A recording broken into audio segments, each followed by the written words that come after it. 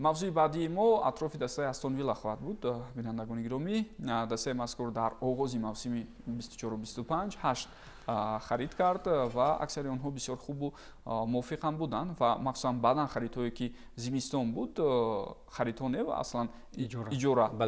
ба ин тим омадани футболбозони бисёр ҳам бо таҷриба ба даста кӯмак кард. аслан аз як тараф бигирем, мавсими гузашта онҳо соҳиби рохат ба Лигаи Чемпионҳо шуда буданд ва ин мавсим дар Лигаи Чемпионҳо ҳунарнамои олӣ доштанд. аммо аз сӯи дигар боз ҳам мебинем ҳамон мушкилиҳое ки аслан хоси худи сармураббии ин тим аст, дар поёни мавсим боз ҳам такрор шуд. яъне дар марҳилаи ҳассос бозиҳои муҳимтарин Унаи Эмери наметавонад як зина боло равад, як қадам пеш гузорад ва ниҳоятан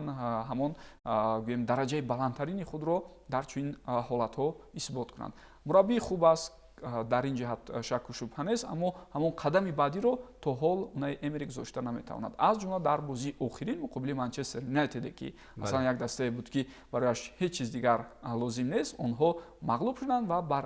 зами ҳамин бохт албатта рохати Лигаи Чемпионҳоро аз даст доданд. ман фикр мекунам барои Астон Вилла бисёр муҳим буд то онҳо дигар бора ба Лигаи Чемпионҳо рохат гиранд. ولی من فکر میکنم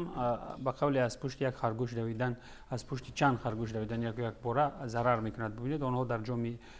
باره در جام انگلیس نیرو مصرف کردن تا به مرحله نیمه نهایی رسیدن. در خود لیگ چمپیون‌ها با پاریس سن ژرمن سر و کله زدن و بعداً در پرمیر لیگ انگلیس هم ببینید در سه فرانت برای داشتن چنین استون ویلا و چنین بازیگران اندکی مشکل تر هم است و اینا هم تا جای تقدیر اینتر رو اندکی تکرار هم کردن در راه وقتی نرسیدن به هدف خود برای نگرفتن رقابت لیگ چمپیون‌ها. ببینید آنجا وقتی که در مرحله حساس چمپیونات همه دستا 3-4 دستا برای رقابت لیگ چمپیون‌ها در برابر منچستر سیتی تلاش می‌کردند، برای استون ویلا البته در همین حالت مشکل می شود. ببینید برای آنها هم می‌خواستند که در جام انگلیس به دست جام بیارند، هم می‌خواستند به لیگ چمپیون‌ها راحت در لیگ چمپیون‌ها موفق شوند برای برتری برند و هم می‌خواستند در پرمیر لیگ انگلیس باز نتیجه پرسول را تکرار کنند. این چیز سرباری تا جایی به میان آورد و آن اجاره زمستانی و آن خریداری بیشتری که استون ویلا کرده بود تا جایی برای این دسته به فکر من ضرر هم کرده بود. بله. خب ادامه همین صحبت گلروز البته ما طوری می‌بینیم اونای امری خیلی ناراضی شد از نتیجه بازی آخر مخصوصا ضد منچستر یونایتد، اما اونجا اشتباه داور رو هم باید ما نادیده نگیریم. اشتباه داور واقعا هم در اون بازی بود و از همه گم که جای تاسف اون است که در بازی با منچستر یونایتد همین اشتباهی که داور کرد به نتیجه بازی به واسطه تاثیر رسوند و از این لحاظ البته ما میتوانیم گوییم که استون ویلا با سبب کاری نادرست داور به مغلوبیت روبرو گردید، ولی از جانب دیگر البته تا به همین بازی هم رسیدن خود دسته استون ویلا امکانیت داشت که الکی پیشکی تو به همین بازی رسیدن، تا به دور 38 رفتن، امکانیت رو برای خود و رخت لیگ چمپیون‌ها رو برای خود تأمین بنماید. این کارو نکرد و دسته رکوت استون ویلا متاسفانه برای این تیم محض به آخر موسم راست آمد که پیوسته دسته مذکور به مغلوبیت رو برآمد گردید، بازی‌ها رو مساوی انجام داد.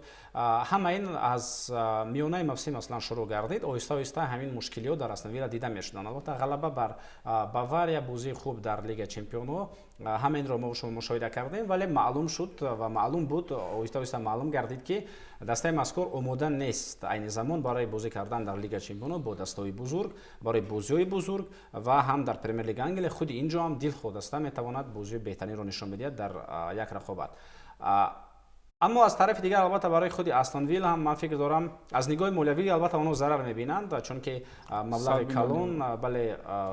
از دست دادن با سببی که در لیگ چمپیون‌ها شرکت نخواهند کرد. اما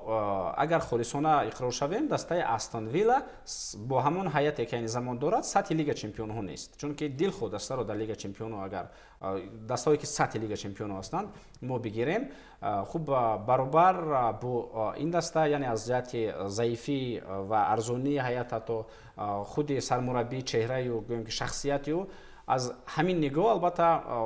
خود یک دسته انگلیس یعنی دسته استون ویلا و دسته نیوکاسل با استون ویلا کمی مانندی دارد، دیگر یگان دسته چنین نیست. من فکر دارم سطح کنونی دسته استون ویلا علاوه خصوص اون بازی که در نیمه دوم موسم این دسته نشان داد برای لیگ اروپا بسیار هم سطح درست است که اونها میتوانند از لیگ اروپا آهسته آهسته بازم همین گویم که راه رفتن خود را به لیگ چمپیون‌ها شروع بگردانند و خود Унай Эмери ки таҷрибаи хеле бой ғании пирӯзиҳоро дар мусобиқаи мазкур дорад. Танҳо як сабаби мушкилиҳоро мегӯям. Сабабҳо чандто буданд, вале ба назари ман яке аз сабабҳои калидӣ он буд ки ҳамагон Ҷон Дуранро ҳамчун ҷокери дастаи мазкур қабул кардан ва худи Унай Эмери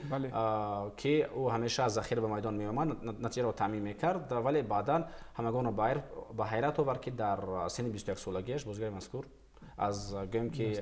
даста рафт, аз пушти пул ва маблағи калон ӯ албатта ба Арабистони Саудӣ рафт.